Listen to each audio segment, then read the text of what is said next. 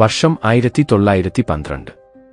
അഭൂതപൂർവമായ സാങ്കേതിക മുന്നേറ്റങ്ങളുടെയും വളർന്നുവരുന്ന ആഗോള ബന്ധങ്ങളുടെയും ഒരു കാലഘട്ടത്തിന്റെ വക്കിലായിരുന്നു ലോകം.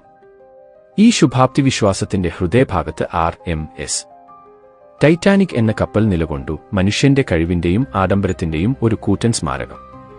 ഒരു കപ്പൽ എന്നതിലുപരി അതൊരു ഒഴുകുന്ന നഗരമായിരുന്നു, വൈറ്റ് സ്റ്റാർ ലൈനിന്റെ അഭിലാഷത്തിന്റെയും ബ്രിട്ടീഷ് എഞ്ചിനീയറിംഗ് മികവിന്റെയും പ്രതീകം. മുങ്ങാത്തത് എന്ന് വിശേഷിപ്പിക്കപ്പെട്ട ഈ കപ്പലിന്റെ നിർമ്മാണം ദേശീയ അഭിമാനത്തിന്റെ ഉറവിടമായിരുന്നു. സൗത്താംപ്ടണിൽ നിന്ന് ന്യൂയോർക്ക് നഗരത്തിലേക്കുള്ള കന്നി യാത്ര വളരെ ആകാംക്ഷയോടെ കാത്തിരുന്ന ഒന്നായിരുന്നു. സൗത്താംപ്ടണിൽ നങ്കൂരമിട്ട നിമിഷം മുതൽ ടൈറ്റാനിക് സമാനതകളില്ലാത്ത പ്രൗഢി പ്രകടിപ്പിച്ചു. അതിന്റെ 4 കൂറ്റൻ പുകക്കുഴലുകൾ, 3 എണ്ണം മാത്രമാണ് യഥാർത്ഥത്തിൽ പ്രവർത്തിച്ചിരുന്നതെങ്കിലും വലിയ തൂണുകൾ പോലെ ആകാശത്തേക്ക് ഉയർന്നു നിന്നു. ഉള്ളിൽ അത് ആഡംബരത്തിന്റെ ഒരു വലിയ ലോകമായിരുന്നു. മിനുക്കിയ ഒക്കും സ്വർണ്ണപൂശിയ കൈവരികളുമുള്ള ഒരു വലിയ കോവണിപ്പടി, ഒരു ടർക്കിഷ് ബാത്ത്, ഒരു സ്ക്വാഷ് കോർട്ട്, ഒരു ചൂടുള്ള നീന്തൽക്കുളം, എല്ലാത്തരം വിഭവങ്ങളും വിളമ്പുന്ന ആഡംബരപൂർണമായ ഡൈനിംഗ് ഹാളുകൾ.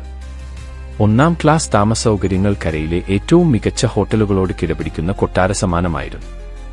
എന്നിരുന്നാലും വരേണ്യവർഗത്തിന്റെ ഈ പൊൻകൂടുകൾക്കപ്പുറം മനുഷ്യരാശിയുടെ ഊർജ്ജസ്വലമായ ഒരു സൂക്ഷ്മ ലോകം നിലനിന്നിരുന്നു. പ്രതീക്ഷയുള്ള 2-ാം ക്ലാസ് യാത്രക്കാർ, കൂടാതെ 3-ാം ക്ലാസ് കുടിയേറ്റക്കാർ. പലർക്കും ധരിച്ചിരുന്ന വസ്ത്രങ്ങളല്ലാതെ കാര്യമായി ഒന്നുമില്ലായിരുന്നു. അമേരിക്കയിൽ ഒരു പുതിയ ജീവിതം സ്വപ്നം കണ്ട് ഈ വലിയ യാത്രയിൽ അവരുടെ തുച്ഛമായ സമ്പാദ്യം നിക്ഷേപിച്ചിരുന്നു.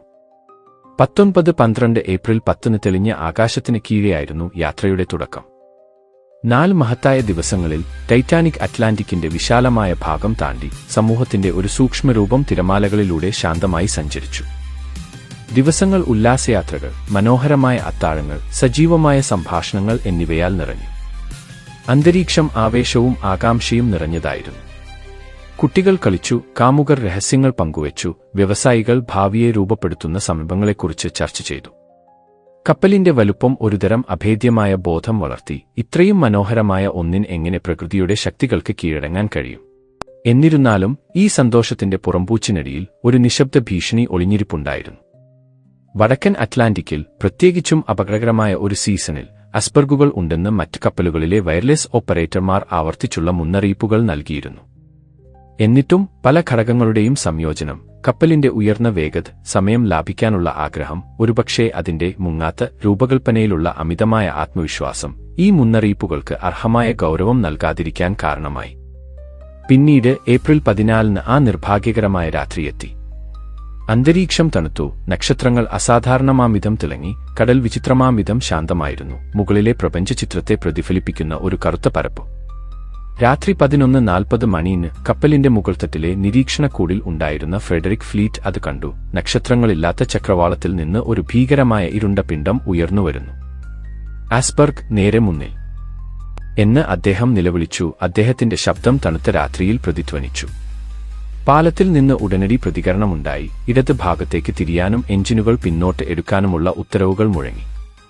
പക്ഷേ ടൈറ്റാനിക് അതിന്റെ ചടുലതയോടെ പോലും പെട്ടെന്ന് തിരിയാൻ കഴിയാത്ത വിധം വലുതും ശക്തിയുള്ളതുമായിരുന്നു. ഐസ്ബർഗ് അതിന്റെ വലത് ഭാഗത്ത് ഉരസി. വലിയൊരു കൂട്ടിയിടിയായിരുന്നില്ല, പക്ഷേ പല യാത്രക്കാരും തുടക്കത്തിൽ നിസ്സാരമായി തള്ളിക്കളഞ്ഞ ചില അസ്വസ്ഥജനകമായ കുലുക്കങ്ങളും പ്രകമ്പനങ്ങളുമായിരുന്നു അത്. എന്നാൽ വെള്ളത്തിനടിയിൽ കേടുപാടുകൾ ഭീകരമായിരുന്നു. അതിന്റെ 16 വാട്ടർ ടൈറ്റ് കമ്പാർട്ട്മെന്റുകളിൽ 6 എണ്ണത്തിന് കേടുപാടുകൾ സംഭവിച്ചു. 4 എണ്ണം മാത്രം വെള്ളം കയറിയാലും മുങ്ങാതെ കിടക്കാൻ കഴിയുന്ന കപ്പലിന് ഇതൊരു മാരകമായ മുറിവായിരുന്നു. വിരമിക്കുന്നതിനു മുമ്പ് അവസാനമായി കപ്പൽ നയിക്കുന്ന പരിചയസമ്പന്നനായ കപ്പിത്താൻ എഡ്വേർഡ് സ്മിത്ത് പെട്ടെന്ന് തന്നെ ഭീകരമായ യാഥാർത്ഥ്യം മനസ്സിലാക്കി. ടൈറ്റാനിക് മുങ്ങാൻ പോകുന്നു. ലൈഫ് ബോട്ടുകൾക്കായുള്ള വിളി ഉയർന്നു. എന്നാൽ താമസിയാതെ ആശയക്കുഴപ്പവും അരാജകത്വവും പിടിമുറുക്കി. കപ്പലിലുണ്ടായിരുന്ന 2224 പേർക്കും ആവശ്യമായ ലൈഫ് ബോട്ടുകൾ ഉണ്ടായിരുന്നില്ല. കപ്പലിന്റെ നൂതന രൂപകൽപ്പന ഉണ്ടായിട്ടും ഇത് ഞെട്ടിക്കുന്ന ഒരു വീഴ്ചയായിരുന്നു. സ്ത്രീകളും കുട്ടികളും ആദ്യം എന്ന നിയമം നടപ്പിലാക്കി. ഇത് ഹൃദയഭേദകമായ വേർപിരിയലുകൾക്ക് കാരണമായി. ഭർത്താക്കന്മാർ ഭാര്യമാരോട് കണ്ണീരോടെ വിട പറഞ്ഞു. മാതാപിതാക്കൾ തങ്ങളുടെ കുട്ടികളെ ചെറിയ മരക്കപ്പലുകളിലേക്ക് കയറ്റുന്നതിന് മുമ്പ് മുറുകെ പിടിച്ചു.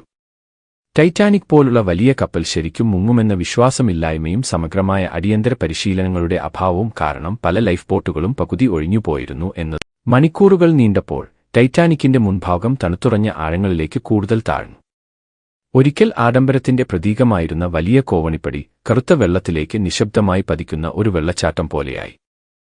കപ്പലിലെ ബാൻഡ് അവിശ്വസനീയമാംവിധം ധീരതയോടെ നിയറർ, മൈ ഗോഡ് ടു ദീ പോലുള്ള ഗാനങ്ങൾ ആലപിച്ചു. അവരുടെ സംഗീതം വികസിച്ചുകൊണ്ടിരിക്കുന്ന ദുരന്തത്തിന് ഒരു ദുഃഖകരമായ പശ്ചാത്തലമായി. 1912 ഏപ്രിൽ 15 പുലർച്ചെ ഏകദേശം 2:20 മണിന് ഒരു അവസാനത്തെ വേദന നിറഞ്ഞ ഞരക്കത്തോടെ ടൈറ്റാനിക്കിന്റെ പിൻഭാഗം ഉയർന്നു. അതിന്റെ വിളക്കുകൾ മിന്നിമറയുകയും പിന്നീട് അണയുകയും ചെയ്തു. നിരാശരായ രക്ഷപ്പെട്ടവരെ പൂർണ്ണമായ അന്ധകാരത്തിലേക്ക് തള്ളിവിട്ടു. അത് രണ്ടായി പിളർന്നു. അതിന്റെ 2 ഭാഗങ്ങളും തണുത്തുറഞ്ഞ ആഴങ്ങളിലേക്ക് താഴ്ന്നു. 1500-ലധികം ആളുകളുടെ സ്വപ്നങ്ങളും ജീവിതങ്ങളും അതിനോടൊപ്പം അസ്തമിച്ചു. ടൈറ്റാനിക്കിന്റെ മുങ്ങൽ മനുഷ്യന്റെ അഹങ്കാരത്തെയും പ്രകൃതിയുടെ ക്ഷമയില്ലാത്ത ശക്തിയെയും കുറിച്ചുള്ള ഒരു കടുത്ത ഓർമ്മപ്പെടുത്തലാണ്. നഷ്ടപ്പെട്ട ജീവനുകളുടെ എണ്ണം, വീരത്വത്തിന്റെയും ത്യാഗത്തിന്റെയും കഥകൾ, സമുദ്ര സുരക്ഷാ നിയന്ത്രണങ്ങളിലുണ്ടായ ആഴത്തിലുള്ള സ്വാധീനം എന്നിവ ഈ മുങ്ങാത്ത കപ്പലിന്റെ ഇതിഹാസം ഇന്നും പ്രതിധ്വനിക്കുന്നുവെന്ന് ഉറപ്പാക്കുന്നു. ഏറ്റവും ദാരുണമായ വിധിയിൽ അവസാനിച്ച ഒരു മഹത്തായ യാത്രയുടെ ഒരു ഹൃദയസ്പർശിയായ ഓർമ്മപ്പെടുത്തൽ. വടക്കൻ അറ്റ്ലാന്റിക്കിന്റെ തണുത്തുറഞ്ഞ പിടി പതിറ്റാണ്ടുകളോളം അതിന്റെ രഹസ്യം സൂക്ഷിച്ചു. ഒടുവിൽ 1985 അതിന്റെ അവശിഷ്ടങ്ങൾ കണ്ടെത്തി. ആ നിർഭാഗ്യകരമായ രാത്രിയുടെ ഒരു പ്രേതസമാനമായ ഓർമ്മപ്പെടുത്തൽ. സമുദ്രത്തിന്റെ അടിത്തട്ടിൽ നിശബ്ദമായി കിടക്കുന്നു, മരിച്ചവർക്ക് ഒരു ശാശ്വത സ്മാരകം.